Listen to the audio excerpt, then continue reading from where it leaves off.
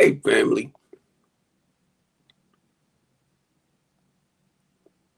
Shake the wind, huh? A PS5. Okay. A new TV. E-scooter.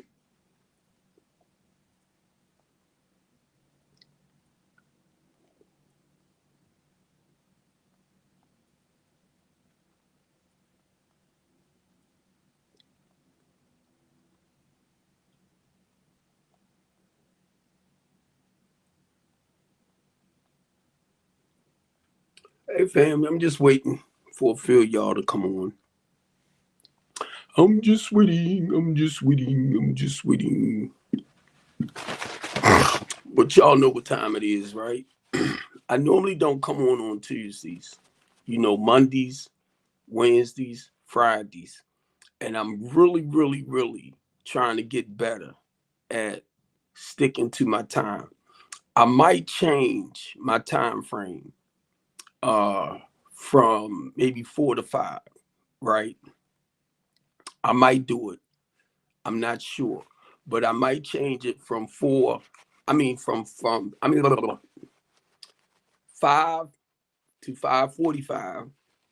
You know, I'm gonna pray on it. I'm gonna look at it, and I'm gonna see what's the best time, right? Mainly where we can catch people getting off, or we can catch people like, hey, plus where we can catch people, off of work or on their way riding home, stuff like that, so that uh, we can help spread the message. That's basically all I'm trying to get to. Trying to spread the word of hope. Um, as an ordained deacon, right? I try not to come so religiously. You get me? Because I know everybody not dead. Real simple. Having the working knowledge of the 12 steps and the 12 traditions, being clean a day at a time for a little over 32 years, January the 26th of, of 2026 will make 33 years for me clean from the smugs and all that stuff. So basically, when I do come on and talk, if I confuse you or I mix you up in any way, please understand a lot of times I'm talking from a spiritual standpoint of the way I was taught, mainly as a recovering addict. I share my experience, I share my strengths, and I share my hopes. And it's not to confuse and it's not to lose anyone, but that's what I do.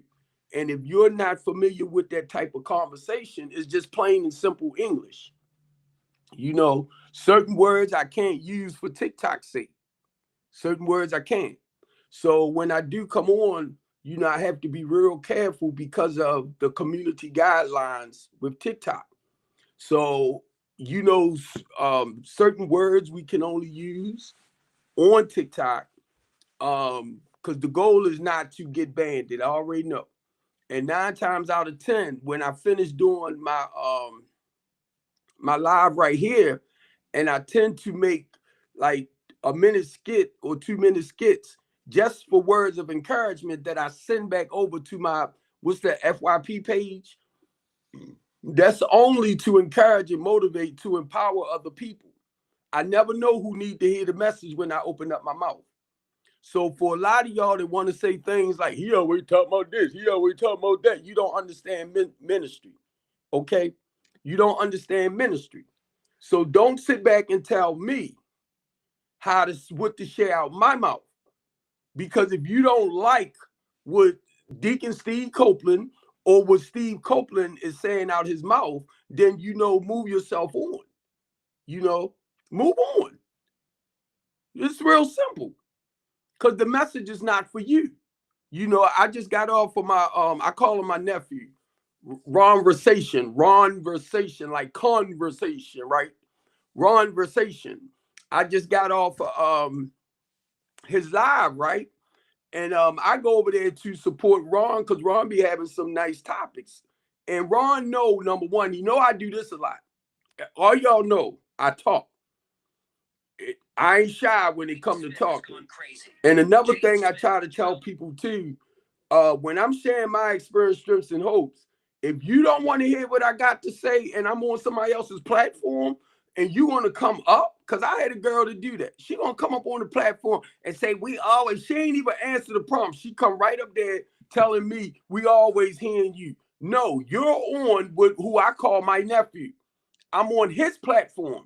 You come straight up there running off at your mouth. And I was trying to be nice to her, right? I was trying to be nice. Because number one, you come right up there, and rather than you answering the prompt, you came for me. And see, when I do come back at women that feel like they need to mouth me, and I come back and say something, then I'm all of a sudden I'm disrespectful. But you can say anything you want. And I'm supposed to just listen. No. Number one, I'm not a kid, keep in mind. And 9 times out of 10, if you coming up on the platform and you saying something to me, you probably old enough to be my goddamn daughter or son.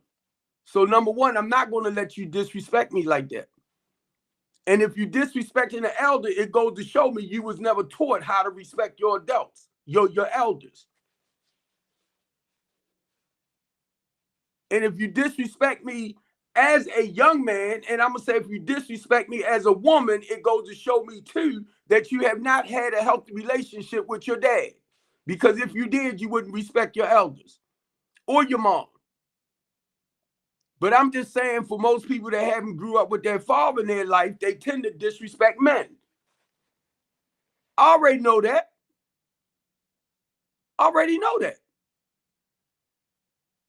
This is how, and I don't want to pass judgment on you, but if you want to play the game, this is what I'm going to do. If you badmouthing men, I know you got an issue with men. 9 times out of 10, it starts with daddy. So if you don't have that great connection with dad, or you never had it like that, right? Normally you're miserable anyway, because you don't know how to love that male, because you never had a healthy relationship with dad. Not only that, if you've been in aggressive relationships, physically, mentally, spiritually, then you're going to say all men are this, all men are that. All men aren't like that. You haven't been with every man. Just talk about the ones you allow in your life. Because you haven't been with everybody to judge everybody in that way. So when you do that, I'm looking at the dad side, then I'm looking at the unhealthy side with the, whoever you've been in a relationship with. And this can go both ways, male and female. Because what you tend to do, you're going to take it out on that next person that come in your life. Because once you say all men are this and all men are that, I know right then and there, you ain't got to worry about Steve. Because the moment you open up your mouth and you start doing this, whack, whack, whack, whack, whack, whack, whack, I'm telling you, I ain't even going to let you too close to me. I'm saying me. What the heck I want to deal with somebody for that I got to constantly argue with? And it's not to be smart. I've been through that before. And I refuse to take myself through that again. So if you're the type of woman that don't have respect for your man, do you think, and I'm listening to you now, I'm listening, and I'm trying my best. Right? I'm trying my best not to sit up there, right? And it's like A+, it's like when I listen to you, it's like I'm doing an evaluation on you, right? And I be trying my best not to do that with everybody. But if you going through something and you hurt and you coming my way, all of a sudden I'm coming on you. And then it's like I tune into your pain. You can play all you want, but I'll tune into your pain and I'm like, oh my God, they hurt. And I try not to do that with everybody. But when you do it, right, I'll tune in. That's why I love doing what I do. Plus, and I'm talking about with the housing program, because anybody that I sit down and I talk with, and I see that you need some type of counseling to help you coping skills, stuff like that. Teach you how to cope with whatever that's going on with you so that you can live a peaceful way of life. I will tune right into you. Because right now, what I'm doing, I'm evaluating you. And I'm feeling you out. And I'm reading you. And I'm like, oh my God, they need help. But it's the point of guiding you to the proper help that you need. Now, I'm going to tell y'all, I love being on TikTok, but I don't like the craziness I've been seeing a lot on TikTok. I didn't mute it. I don't mean muted. I didn't block a lot of people on TikTok who platforms I used to go on, because it's like some people make money off of our pain and misery. They want you to come on so that when you open up your mouth, certain people start attacking you. That builds up their algorithm, whatever they call it, right? And then they tell you stuff like, if you want to drop such and such and such, just send a galaxy or send this and send that. And I be watching them flashing, man. I'm like, look at the money they making. But now, if that's where you at on here with the business wise, if that's where you want to be, that's where you want to be. When Steve Copeland come on his platform, like right now, I'm going to talk about, basically it's going to be a little bit about religion. It's going to be a little bit about politics, because I know how TikTok feels to a degree. And then it's going to be about business. It might be about men issues, men that's dealing with issues. The goal is to help them understand it's okay to cry. It's okay to hurt. It's okay to go through little emotional changes. But my thing is, don't act out in a violent way. I'm tired. I was going to say I don't, plus. I'm tired of seeing our black men doing stuff to get them behind bars. Where now I know they dead, right? And they like, I shoulda, coulda, woulda. Shoulda thought first, stuff like that, right? And that's why I do what I do, because I don't want to see us behind them bars. But now, if you commit the crime, don't complain when you got to do the time. So that's why I love coming on, y'all, not to degrade anybody, not to discourage anybody. I can only use like from how I used to live, and thank God that he turned my life around, because if my eyes wasn't open now, you could not tell me, plus when I was out in the streets, what I was doing wasn't wrong. You could not tell me that. But it was like God had to open up my eyes. Well, basically he shut me down, right? Then he opened up my eyes, and I looked back and I was like, oh my God. I couldn't believe the stuff I was doing was poisoning the community. You could not tell me, because of the people I hung around too, right? You could not tell me that it was wrong. But now I see. That's why when I say things like I was once blind, but now I see. I was once lost, but now I'm found. Because now I see the wrongs, God dang it, I'm going to say the wrongs of my rights, right? But now I see my wrongs. I see it now very, very clearly. But it's the way I'm living now. And not just that, a day at a time. I can say this. I've been out of that lifestyle for the past 32 years. January the 26th will be 33 years that I haven't lived that corrupt street life and all that type of stuff. So the whole goal is to help our young men, to help our women, to help people understand that you can live a productive way of life in society. I don't care where your education at. I don't care where you at in that point. But the thing is, if you want to get a professional type job, I'm talking about a career-minded profession, right?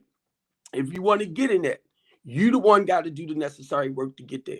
There are programs out here where you can go back, get your GED, you can get your master's degree, you can get your chef, become a chef, apprenticeship programs, credited programs. This is what Plus work with. That's why I promote Plus a lot, because of the work him and his wife doing around Baltimore City, just to let people know that you can turn your life around.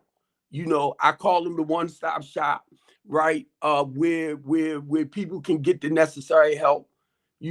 So if it wasn't from people like him and his wife, and I just promote him, he don't promote his stuff. I know he'd be like, Steve, you ain't gonna do that. But no, it's just to let y'all know we got some great goddamn people in Baltimore City doing some great work. I don't care what Donald Trump and nobody else say. We got some awesome people in Baltimore City that's doing some great work. Come on, Plus. And I'm glad you came up too. Come on. What's happening, good brother? Ain't not much. I decided to come on, right? I'm bored. That's all it is. I'm bored. But you just made me laugh from the last time we was talking. And I was trying to watch my words, right? And you just brought it in, and I was like, thank you, because you were saying it. I'm like, for some of the stuff we see that's going on. But anyway, how you been, man? Oh yeah, holding on. Yeah, holding Okay. on. We still hanging in there. Okay. How's the project coming? Still fighting the fight. Uh-huh.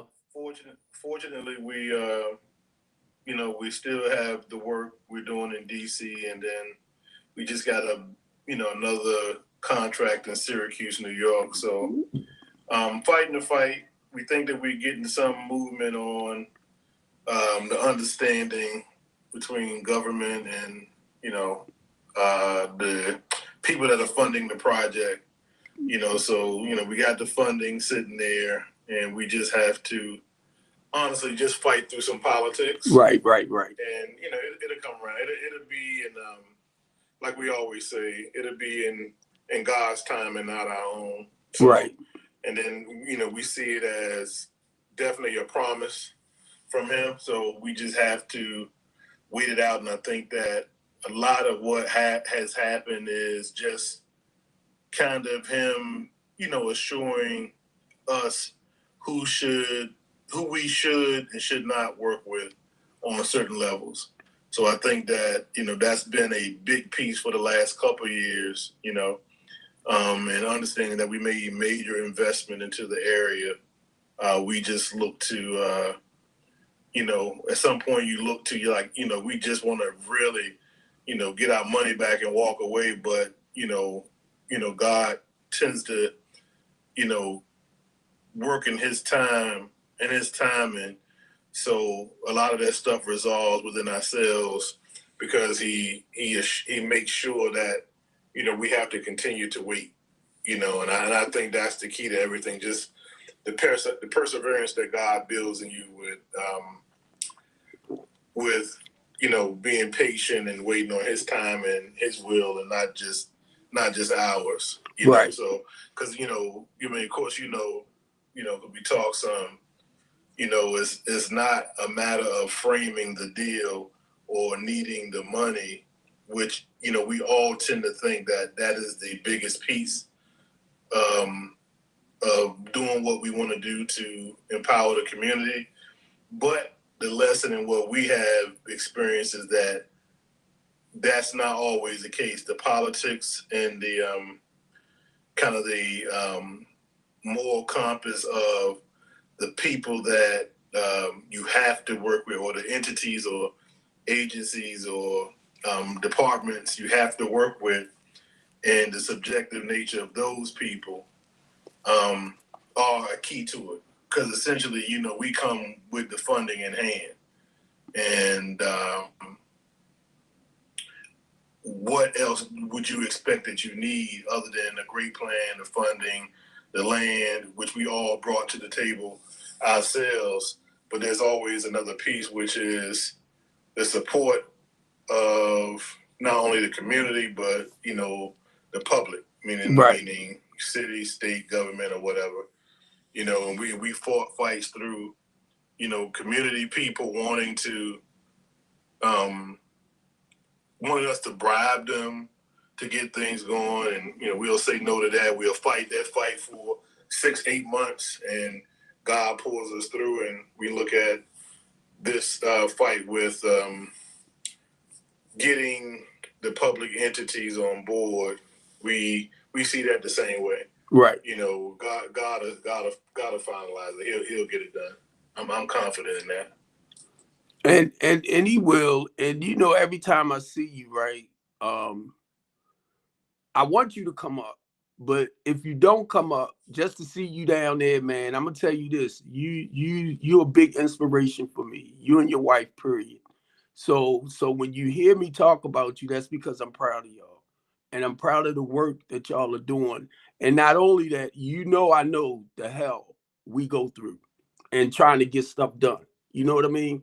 So and I'm just looking at the housing portion of where I'm at, and the reason why I did the LLC, because I didn't want to do the 501c3 because I didn't want the government into my business. You get me? But I'm understanding more now how important it is. All that entity has to be together. You know, it might not have to, but business wise, there's certain steps that you got to take to make things become successful or to get the job done. And I'm starting to see it a little bit more now. And most of all, just communicating with you, you know, a little bit more is really opening up my mind towards certain aspects of things. You know, I'm talking more on the business side. So yeah, certain stuff, man, and I appreciate you because look, when I see you, sometimes it be like, oh, I see, don't talk too much. It's just you just give me that. Cause come on. For me, it's the key because I think that people can intentionally misinterpret what you're saying just to benefit what it is, their narrative.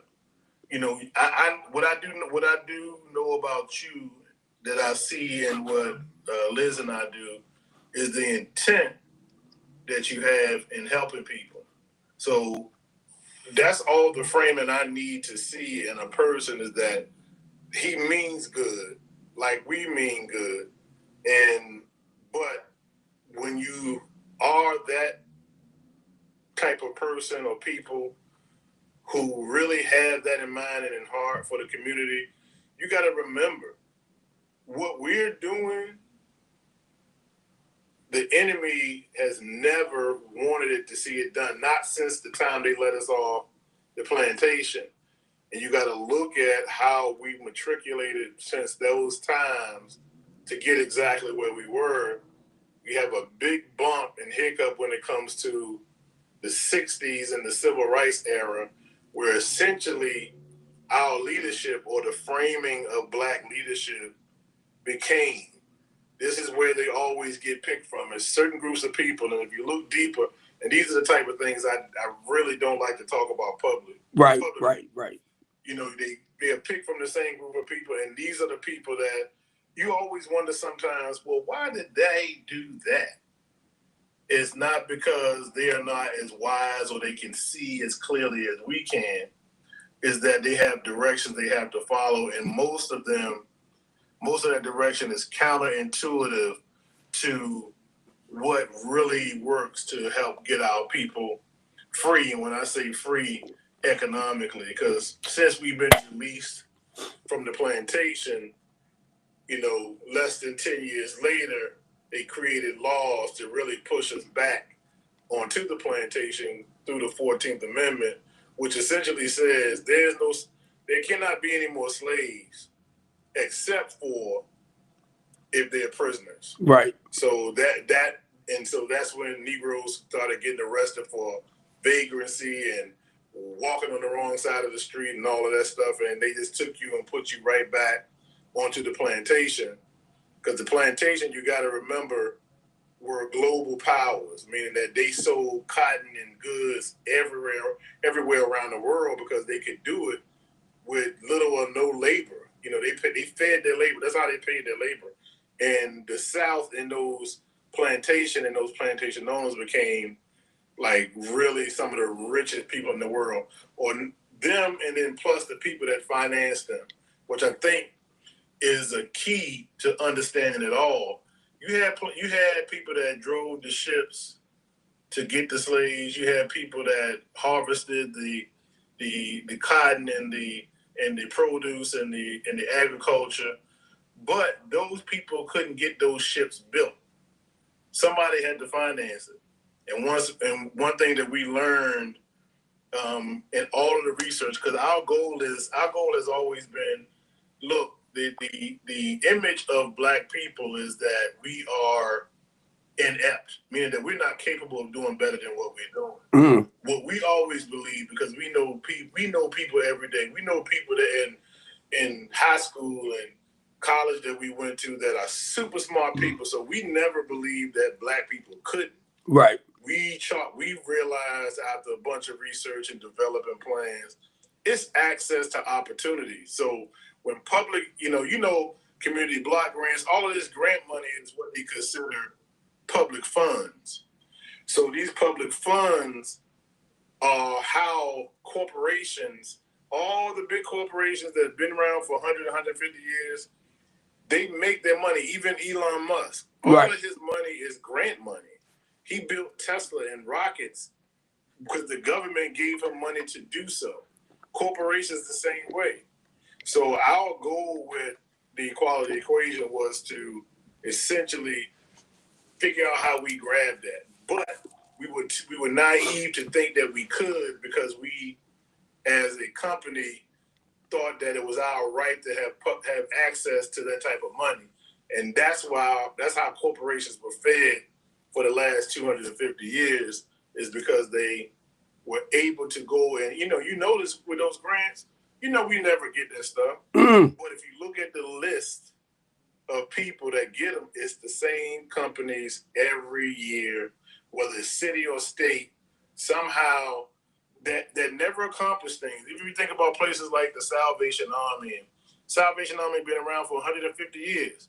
People still hungry and people still homeless.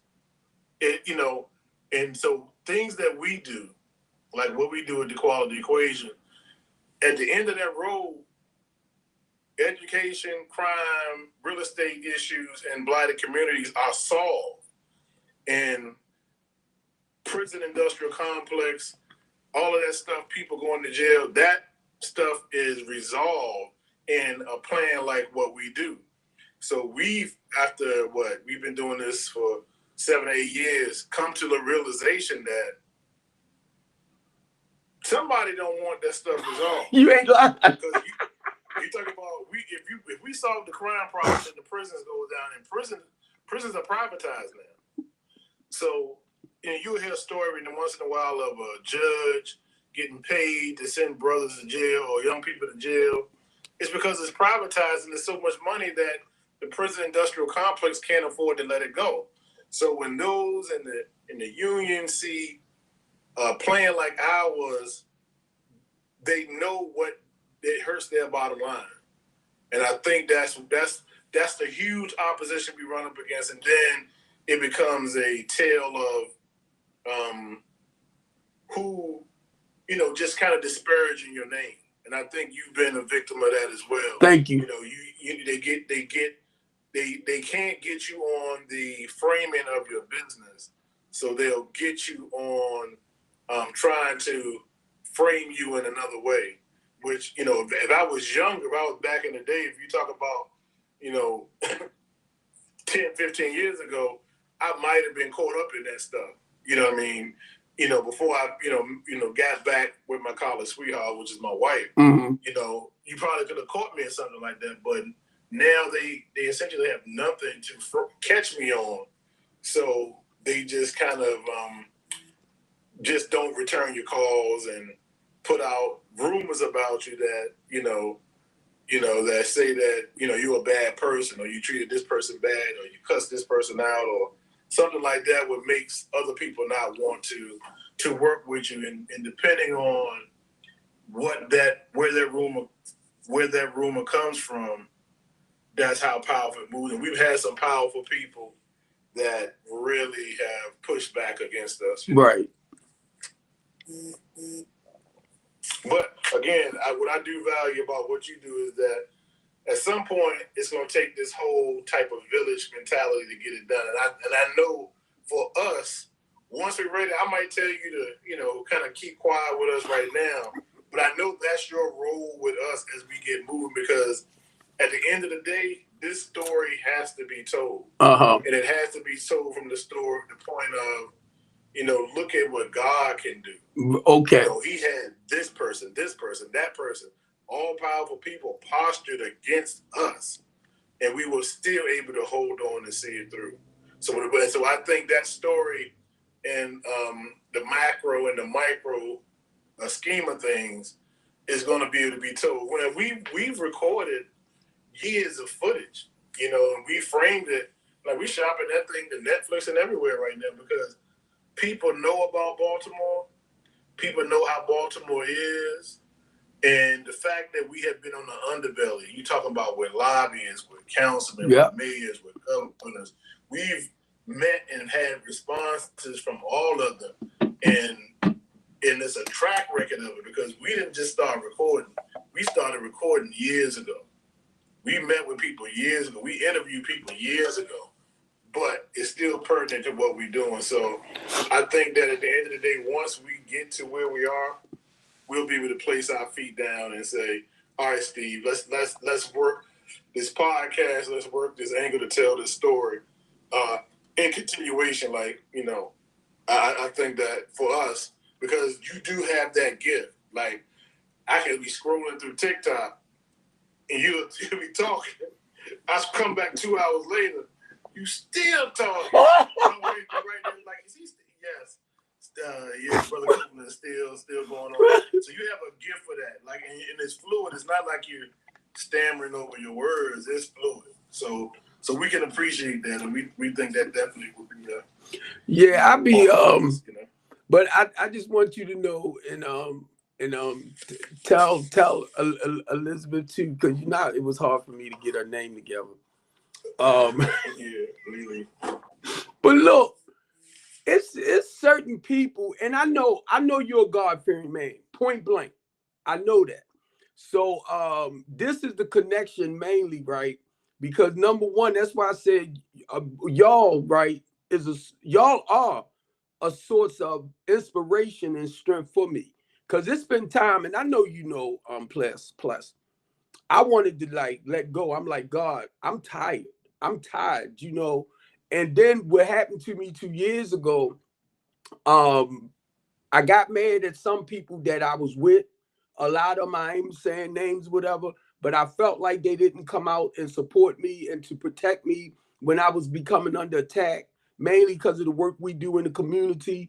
And I got mad at them, but God just showed me who's real and who wasn't, like you said. So, and then too, this time plus, when I came off the thing in March, I was determined this time. I prayed. I'm like, God, please put some like-minded people in my life, because I had to put people around me now, right?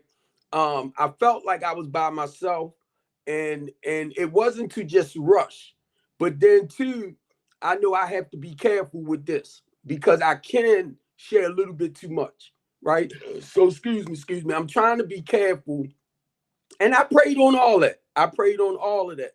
Basically, not to let your right hand know what your left hand doing. Stop giving out too much information, because I wasn't seeing a lot of it at first, but I was hearing some stuff. It wasn't sinking in at first, but now a lot of it has sunken in. And I know we have to be careful. But then when I look at this, right, and I'm gonna say this because you might have been on there one day, but when I went to that first meeting about the overdose thing, right? And when I walked in, I'm looking at Brandon Scott, I'm looking at Antonio Hayes, and I'm looking at James Torrance, right?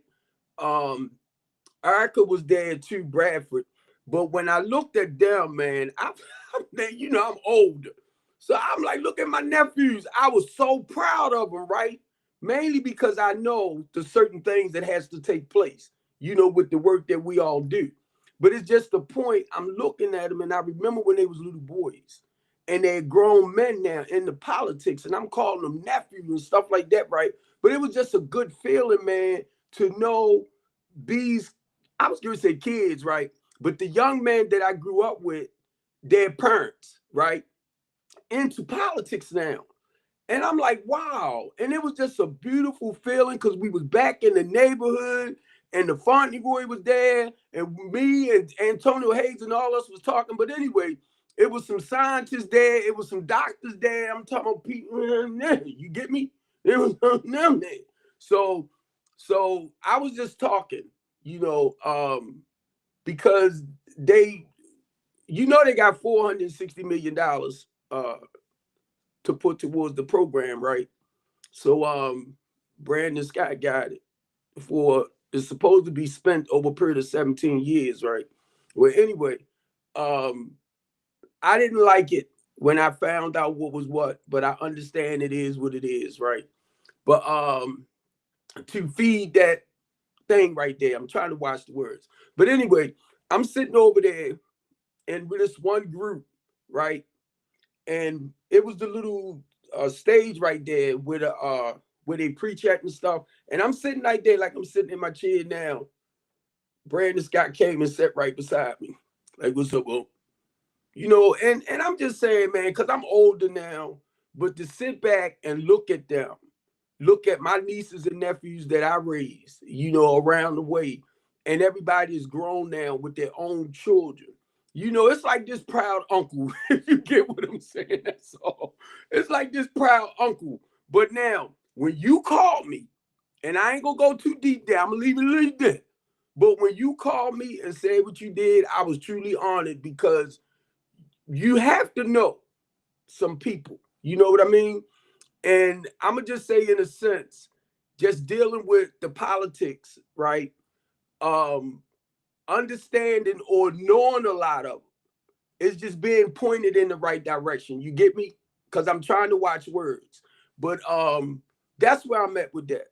Because it is a lot of great things out there that we're doing. And I already know, plus they don't want to see it come through. But you can't stop what God had planned. You cannot stop it.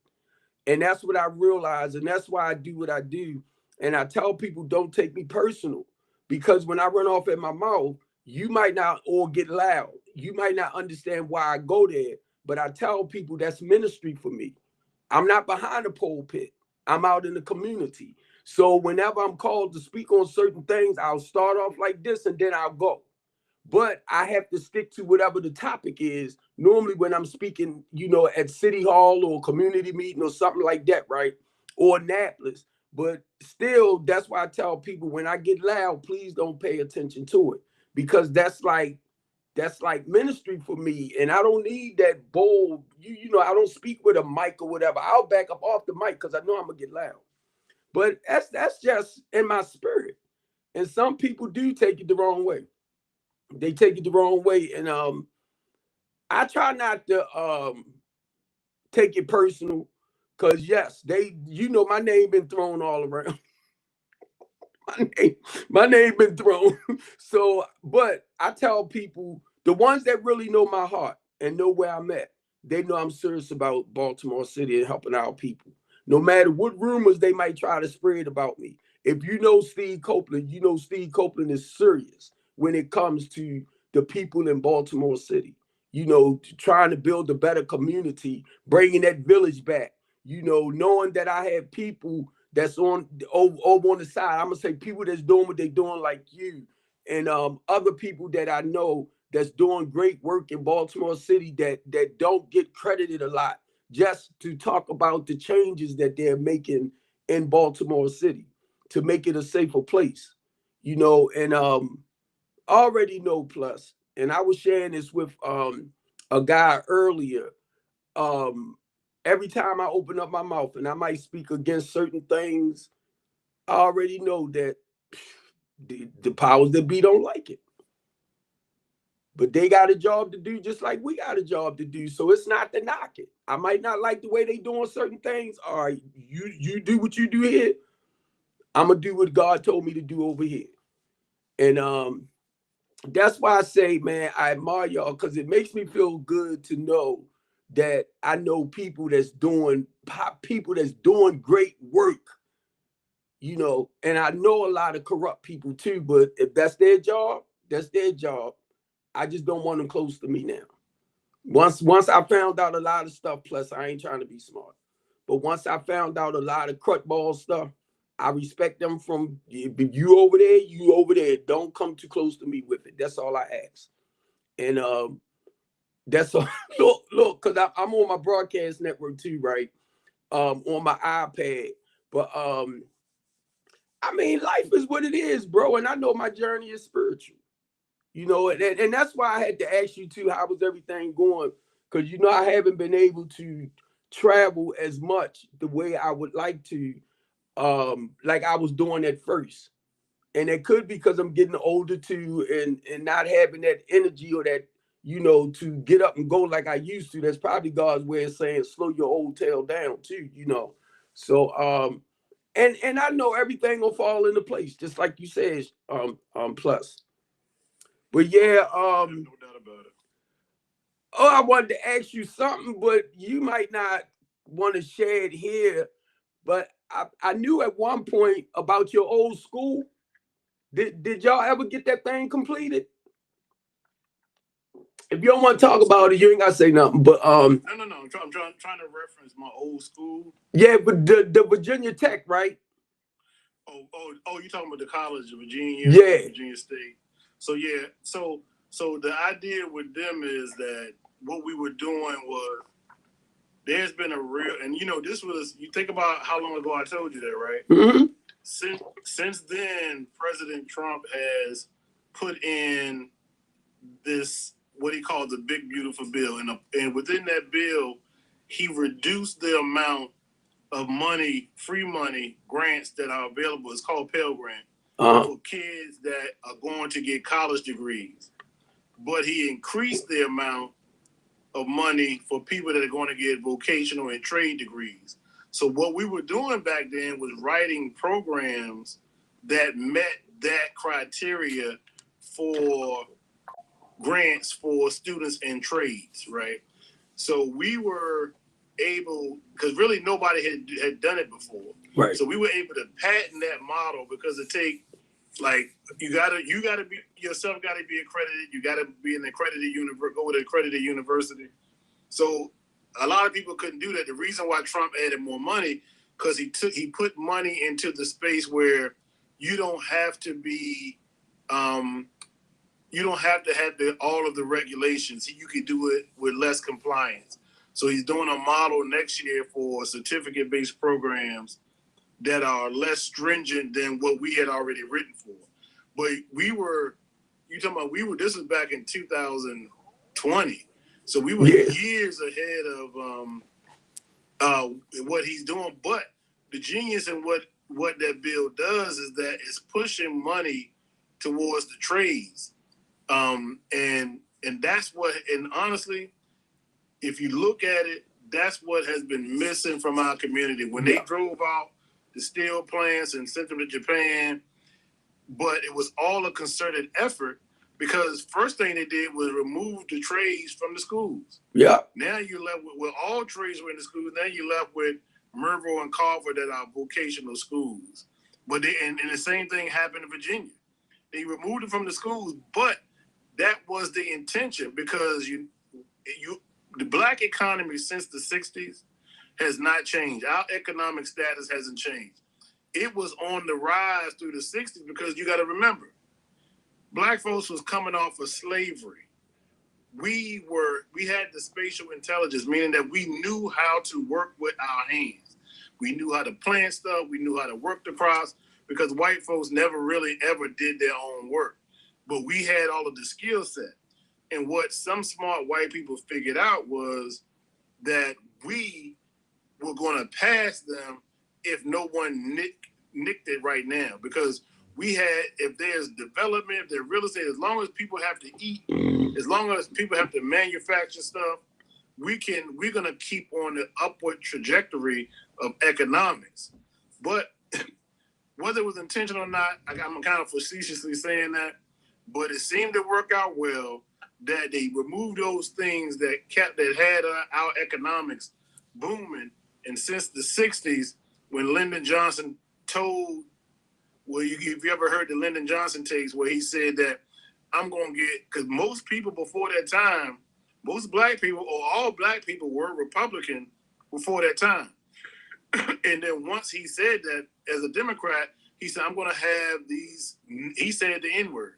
I'm going to have these N-words voting Democratic for the next 60 years with this plan. And lo and behold, that's what happened. Then they killed off all of our prophets, Fred Hampton, Malcolm X, the Black Panthers, killed them all off, made them afraid, and then took those scary black people that were willing to bargain and give in to the system. And a lot of them were homosexuals. They made them the leadership. And now that's the black leadership. They said, okay, they signed on to the civil rights thing. And from that point forward, all of the leadership has come from a pool of people where Lyndon Johnson changed all of this stuff. And that all of that stuff coincides with that point where I believe, they killed they unalived the last real president. And the last real president, I believe, was John F. Kennedy. He warned before he died that there is a secret society within the government that are planning really to a coup, a silent coup. And it wasn't 6 months after he said that he was unalive. And then the trajectory of the America has gone this way. Black people got on board. They switched from Republican to Democrat. And the civil rights was implemented. They killed everybody that was not afraid to speak against the system. They ostracized a lot of people. And they put those homosexual black leaders into place. I mean, this is not stuff I'm guessing. This is stuff, if you read deep and you look at all of those people that were marching with Martin Luther King that survived it, even if you look at Jesse Jackson and his role in that stuff. And now you start with the Freedom of Information Act coming out, you're starting to see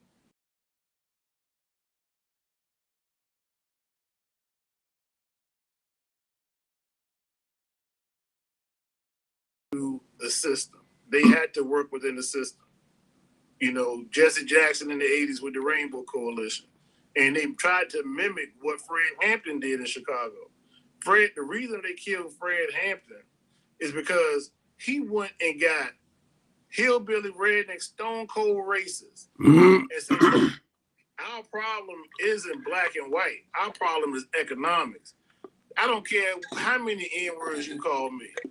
This is what we need to do to get together. And he got with leadership with different racist groups and had them all in one room and had them on board. That's why he had to get taken out. That's why Martin Luther King eventually got taken out, because he saw the error. He said in his last speech, one of his last speeches, he feel like he's walked his people into a burning house. And what that meant is he took them in the wrong direction. Martin Luther King never wanted to be a pastor. They kind of credited him into being a pastor because they felt like that was going to be the way to get the people. Right. You know what I mean? So all of that stuff is, and I'll send you this, Steve. That's a part of our documentary. It's the first part. Like, we got a series of documentaries that we shopping. We got a proof of concept. I'll let you see it. It touches on all of that. But and what it really justifies is that our next battle, like Tucson and Haiti, our next battle within this kind of quote unquote civil rights space is not against white men, it's against the system. Right. And how we do that, how we in our own space, like, white folks got their own battles. They got to battle that MAGA crowd with Trump and what they're being shepherded into. We got battles on this own other side that we got to win. We got to get from under this horrible, horrible leadership that we had. Because since the 60s, our economics has not moved. And that's what our next battle. We got a civil war within our own community. White folks got a civil war within their own community, because both sides have been keeping us from getting together. Not that I'm some kumbaya or Benetton advocate, but that's what I see when it comes to we've been misled. Because we can look over there and say those white folks are being misled because that MAGA stuff ain't real. But you got to look within too. We're being misled too. Right. We're being misled because we're being taught that, what in the 70s where, they started giving out food stamps and welfare, but the plan was, if I give you this, you can't have a man in the house. And that empowered women and broke up homes. Even in slavery, we stayed married. Post-slavery, in slavery, we were married. After slavery, we were married. Not until that kind of wick in that welfare system hit, where the mama had to make sure the husband was out the house at a certain time, and then eventually it just warped into you know, that man can't be in the house, which is what the government wanted. So that, to me, that's the next front, and that's what happened in Haiti. And that's what, and again, is happening in Haiti. They are getting rid of the black people that sell us out. They go for them first. Malcolm X, I think Alex Haley took it out of the autobiography of Malcolm X. He said it in that we have to fight against those people that we know that's going to sell us out, because they're going to look like us and they're going to be able to infiltrate us. So he believed that. Toussaint believed that in Haiti. The guy Barbecue in Haiti believes it now. I believe that that's our next battle. But I also truly believe that it's going to be an act of God. I think that God is going to come back way before any of that stuff happens. But my front is focused on black leadership. And the reason why I understand it is because I'm witnessing it firsthand in Syracuse. Because I'm partnered with a guy there that for 40 years has been on the front line. And he says the same thing. He's going to be the next part of the documentary. And what he has done is stayed in his neighborhood. This man still works a 9-to-5 after hours, but he owns a nonprofit that's $1 million nonprofit. He has a big staff, but he forgoes most of his pay